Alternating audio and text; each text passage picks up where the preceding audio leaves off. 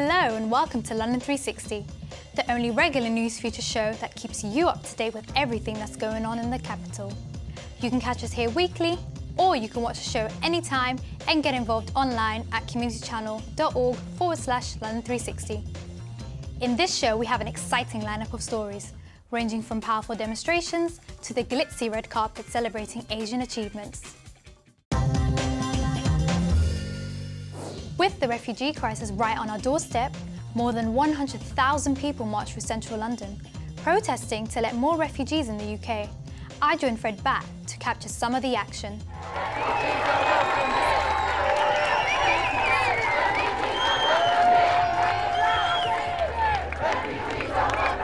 We're very angry at the really poor, dismal response from the British government. Today we're talking about refugees. There's a difference. These are people that are escaping persecution, escaping war, escaping poverty. There is a tendency of the government to try and divide people, divide and rule. And we're seeing that happen with the idea that there are good refugees and bad refugees, good migrants and bad migrants, which is unacceptable. I'm here because of the complete disgusting way that refugees have been treated in places like Hungary. I mean, it's absolutely disgusting that refugees had numbers put on them as soon as they came. That's something that the Nazis did to Jews in the 1930s. And I'm here to say that I'm politically with the refugees and I'll fight for them politically against our government who's not allowing them in. And we've got more than enough space. Protesters walked from Park Lane to Parliament Square in solidarity with refugees, bringing London to a standstill. Despite all the supporters, we approached one man who is voicing his concerns. And the other side needs to be heard. It's disgusting, to be honest, that I can see all these people. Yes, refugees I agree with, but all these people in Europe who are heading this way, and a lot of them are, we don't want them here. That's all I've got to say. We? You don't want them. The vast majority, and unfortunately the vast majority of people aren't here. Why not? Because the demonstrations... Are they scared to come? No, because the demonstrations are always against, never for, or the other way round. Do you want them to die? Yeah. No, don't want them to die. What do you think's going to happen? Well, who's going to pay for them? Who's going to pay for them? You just want them to pay. We bombed them. Who's going to pay for them? We bombed them. We could use that money. Stop bombing them. No, that's refugees. Immigrants as well. We don't want the immigrants here. Refugees who are, yes, I'm quite happy for those. But somebody said it on the news the other day. ISIS said they were going to send 500,000 people into Europe the other week. Can you believe it? Because you heard it. Okay. I left Syria since '89, and I have, unfortunately, all my family in Syria. I have only my wife and my sons outside. My mother, my brothers, all in Syria. Many of my parents dead under the barrel bombs which dropped from the helicopter of Assad's regime. I was once a refugee, 25 years ago. I'm originally from Somalia, and I've been, part of this great society over a quarter of a century. And it's the human nature to help one another at the time of need.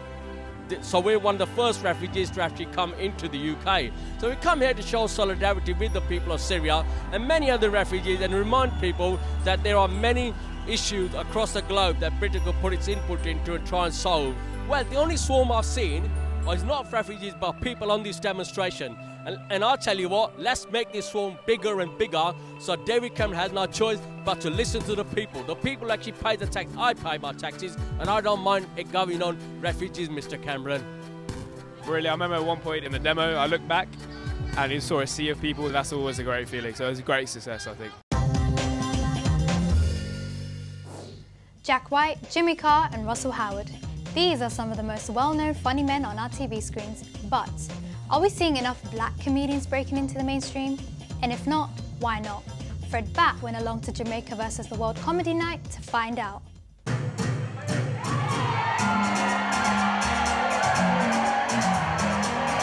There's always someone standing in the way. There's always a door you've got to unlock. There's always someone else you've got to impress. Rather than funny's funny. It doesn't matter who you are. If you're funny, you're funny. I do believe that British black comedians are not getting enough press and push on the platforms. I do feel like there is British black comedians on, but in terms of stand-up, no. But on the others, pranksters, there is. Videos, as you know, is very popular through social media. A lot of them are following through onto TV. The London comedy scene for black comedians is very, very good. It's thriving, it's been around for many years, but it seems like stand-up comedy shows is like the new rave. It's just getting bigger and bigger and bigger and bigger, selling out big shows, Apollo and whatnot. So it's growing, and because of the power, once again, of social media, it goes, everyone knows about it in the drop of a hat. No, I don't think we're fully getting exposure, maybe how we should. I think a lot of people have got an old-fashioned view that the little old lady living in the countryside somewhere, she won't understand our jokes. I would actually love to see a comedy competition between the ones that are making real good money now, the Jack Whitehalls, etc., and some underground comics that no one's ever heard of. You know, make them earn their money.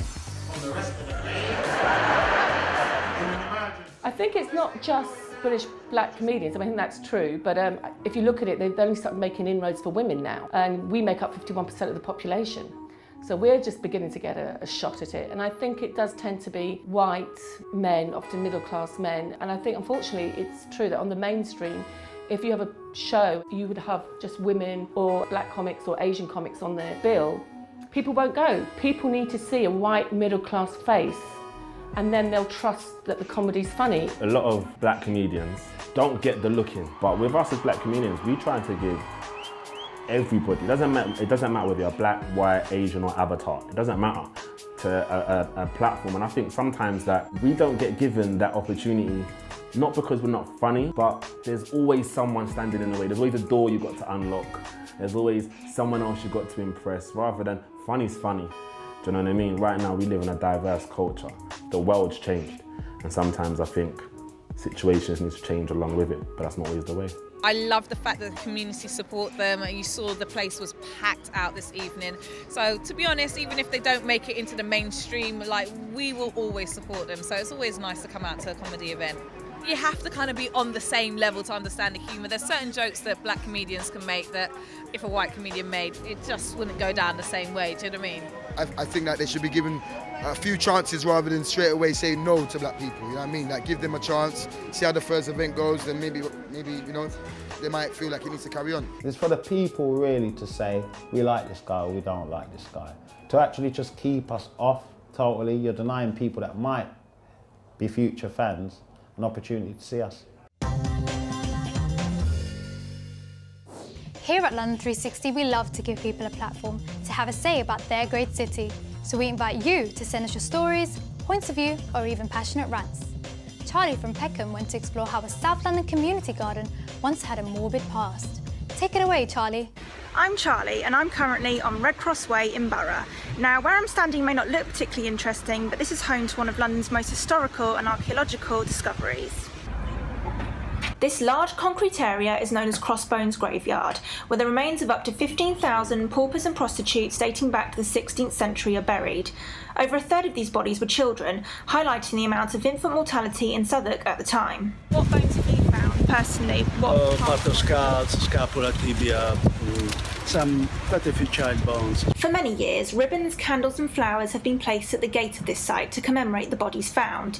The prostitutes were licensed to work by the church and were expected to pay their taxes, but most were refused a Christian burial unless they repented before they died. With the help of volunteers and the Bankside Open Spaces Trust, this space is in the process of being developed into a community garden. For many years, the threat of TfL selling this historical site to developers was high, but Crossbones Graveyard merely proves why London needs more green spaces. That's all for part one, but see you after the break for more London stories. We'll be finding out why the buzz is all about the bees in King's Cross and what happened when the largest arms convention took place in London.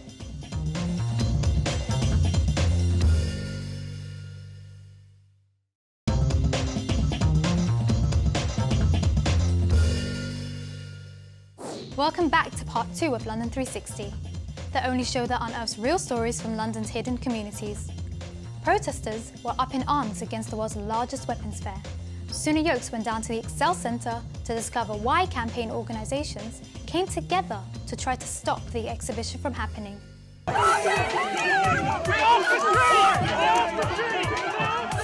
Protesters from across the UK and the world joined together to blockade the road in opposition to the DSEI Arms Fair, which takes place every other year at the Excel Centre. DICE stands for Defence and Security Equipment International. One of the problems that we've seen come up with DICE again and again is that the UK often invites military delegations from countries that have very, very poor human rights records. There's always a delegation from Saudi Arabia, obviously the UK's biggest customer for arms. We've seen delegations from Bahrain, Libya. The Israeli state has what's called a national pavilion inside the arms fair, and it promotes all of its both state arms companies and private Israeli arms companies. We wanted to draw attention and raise awareness about that. As the world's leading land, sea and air defence exhibition, DSEI International features 1,500 exhibitors with suppliers coming from 121 different countries. DSEI seeks to bring together the entire defence and security industry to source the latest equipment and systems, develop international relationships and generate business opportunities, the nature of which was brought into question by demonstrators at Stop the Arms Fair. 2 years ago they were selling torture equipment, so their claim of legitimacy actually isn't that strong because they do sell illegal weapons that we wouldn't use with our own armed forces. A spokesperson from the UK Trade and Investment Department issued a statement which said, "The government undertakes a stringent process of scrutiny and approval before issuing any formal invitations to foreign governments to attend a major UK defence exhibition like DSEI. A country would not be invited where that would be contrary to the UK's international obligations. Respect for human rights is a mandatory consideration in the process." In spite of the violent outbreak towards the end of the big day of action, the majority of protesters engaged in peaceful activities, including a meditation flash mob and singing sessions. Today has brought together loads of different groups. Right now we have a Quaker meeting for worship happening just behind us. We have some Belgian activists locked on behind them and hundreds of people singing and chanting and really kind of keeping the energy high for why they're here today. The humanness of it all is what strikes me. You've got the truck driver there who's trying to make a living. You've got many, many people in our low-wage economy with no jobs and no prospects, taking jobs making bombs. We don't think about these things, and it can all seem very friendly, but you know, what's in that truck is going to kill your brother, your sister, potentially someone else's brother or sister. People have very limited choices about what they do. It's incredibly sad. This world shouldn't be for war, shouldn't be for killing, should be for caring, sharing and living everybody happy. I think there's a sense across the whole of the UK and in fact beyond that, that the people are starting to take some power back and say not in my name, and I think the future for this is that the movement continues to grow, that people continue to be inspired by the courage of people like those who are here today and to realise that what they have to say is powerful and important.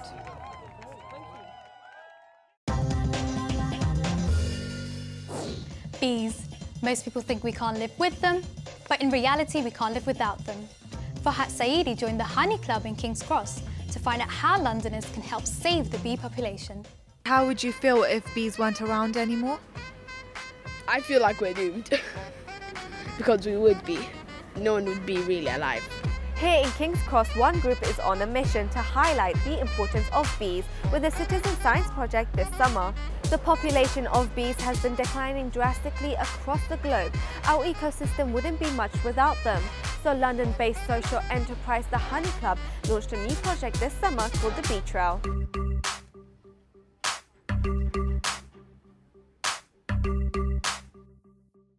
The Bee Trail is a 45-minute walk to do the whole thing, to involve people of all ages in the natural environment. So young people are very much at the heart of our work. Global Generation's whole purpose is to work with people and give them opportunities in which they can experience that they're part of a bigger whole. As walkers go from one spot to another, they learn about the bees, their environments and their relationship with people. In general, it helps everyone because it helps broaden our knowledge of bees and how each of those bees have a role. Also, I think the technology aspect of the Bee Trail is attractive. The app not only raises awareness of the importance of bees, but it gets Londoners to question why they're disappearing. Global warming, species extinction, the list goes on. Pollution, loads of bees are dying through that. We know exactly why there's a declining bee population, because the agriculture industry are using ghastly chemicals, neonicotinoids.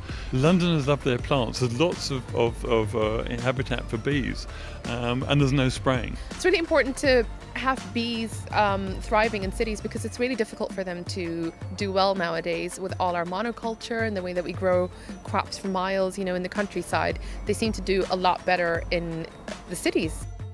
After 150 years of industrial use, King's Cross is undergoing major development. To counteract the loss of green space, construction companies are supporting the local bee population by preparing bee-friendly soil and providing them homes from old equipment. It's important to preserve bee life, because if it weren't for bees, we probably wouldn't have most of the food that we have, because it wouldn't be pollinated. A lot of the buildings that we build now are designed with green roofs, so obviously we're losing a lot of space with these buildings. Farmers, really are so single-minded about getting their profits, and they're not seeing what they're doing to the rest of the world. In London, we have an opportunity to actually support the natural world. They're creatures just like us, and they're important parts of our food chain. We wouldn't be able to have fruits, we wouldn't be able to have lots of the amazing crops that we get that feed a lot of the world. They make honey for us to eat as well, which is really good for us and good for them as well.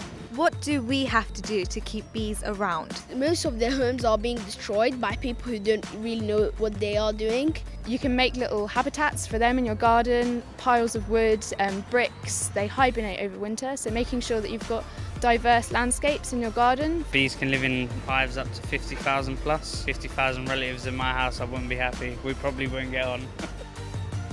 We're just a little pocket in the grey landscape, which offers a lot to our bees.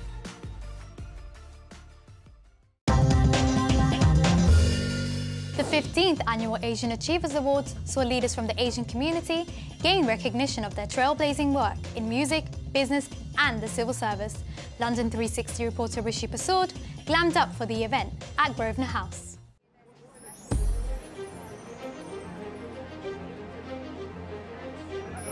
The Asian Achievers Award is a celebration of the talent and hard work of those from the South Asian community in the UK.